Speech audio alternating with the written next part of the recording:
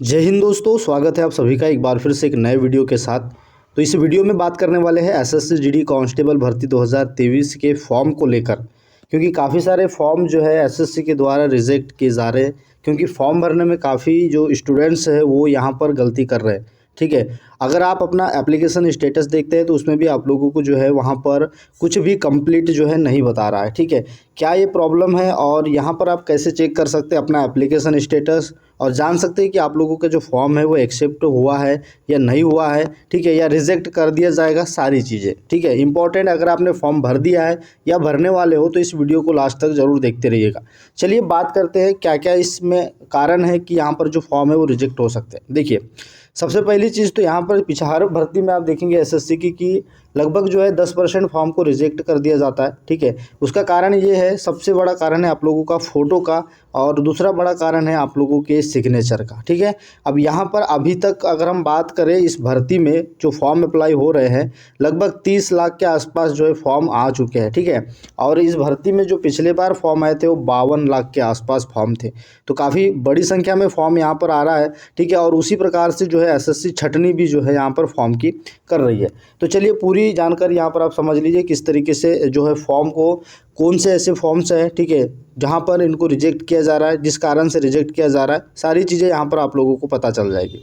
देखिए, यहाँ पर एक चीज़ आप लोग देखेंगे कि एसएससी ने जो है यहाँ पर पूरे फॉर्मेट जो है दे रखे हैं। ठीक है, अगर आप यहाँ पर फोटोग्राफ की बात करते हैं, सबसे पहले फॉर्म रिजेक्ट होने का पहला कारण है फ़ोटो। ठीक है, आपने जो फ़ोटो जो अपलोड की है या करने वाले हो वो कुछ इस तरीके से होनी चाहिए। यहाँ पर आप देख पा रहे हो, इसने फॉर्मेट यहाँ पर जो है वो दिया हुआ है।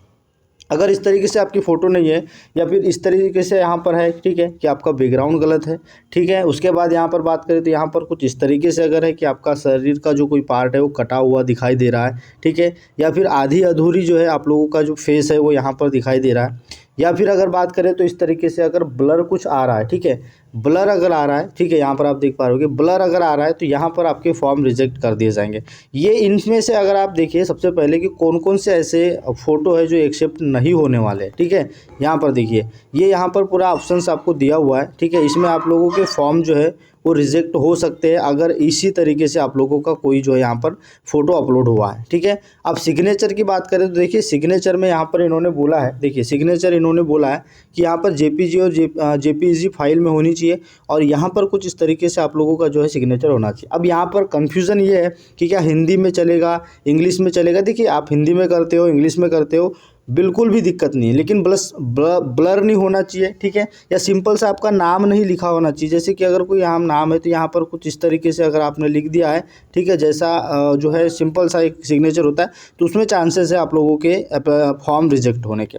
अब यहाँ पर अभी एप्लीकेशन स्टेटस आप कैसे देखेंगे, तो देखिए आप लोगों को पता है आप फॉर्म भरेंगे तो इसमें आप देखेंगे यहाँ पर आप लोगों को आपका एप्लीकेशन स्टेटस, पेमेंट स्टेटस करके यहाँ पर अभी दिया हुआ है। ठीक है, ये देख पा रहे होगे यहाँ पर, तो ये आप लोगों का जो है यहाँ पर दिया हुआ है, तो इस पर आप क्लिक करके जो एप्लीकेशन स्टेटस अपना देख सकते हैं।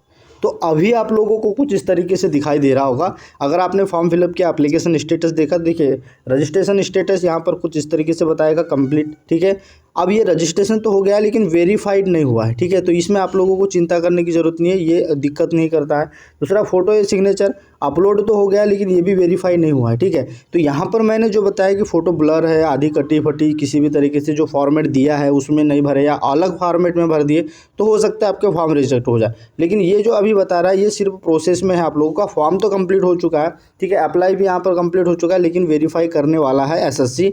उसके बाद पेमेंट स्टेट कंप्लीट बता रहा है। ठीक है, और एप्लीकेशन स्टेटस यहाँ पर रिसीव्ड हो गया, एप्लीकेशन प्राप्त हो गया, लेकिन इसको वेरीफाई नहीं किया है। ठीक है, तो कुछ इस तरीके से बता रहा है, तो बिल्कुल आप सेफ है, इसमें आपको कोई दिक्कत नहीं है। ठीक है, और यहाँ पर जो है अगर फॉर्म रिजेक्ट होता है तो आपको दिक्कत होने वाली है। तो अगर आपने फॉर्म अप्लाई नहीं किया है तो बिल्कुल सावधानी से, जैसे एसएससी ने बताया है, ठीक है, फ़ोटो और सिग्नेचर पे ज़्यादा फोकस करिएगा। बाकी कोई चीज़ अगर गलत भी हो जाती है तो उससे फॉर्म रिजेक्ट नहीं होता। आपका नाम गलत हो जाए या आपकी डेट ऑफ बर्थ गलत हो जाए, अन्य कोई भी चीज़ गलत होती है तो आपका फॉर्म रिजेक्ट नहीं होता है। बस फ़ोटो और सिग्नेचर सही तरीके से अपलोड होने चाहिए। ठीक है, और नए स्टूडेंट्स हैं तो आप लोगों को मार्कशीट है, जाति प्रमाण पत्र है, ये सारी चीज़ें सही तरीके से और सही अपलोड करनी है। ठीक है, उम्मीद है सारी चीज़ें आपको समझ में आ गई होगी। तो आपने फॉर्म भर दिया है या नहीं भरा है, कमेंट ज़रूर कीजिएगा। मिलते हैं नेक्स्ट वीडियो में। जय हिंद।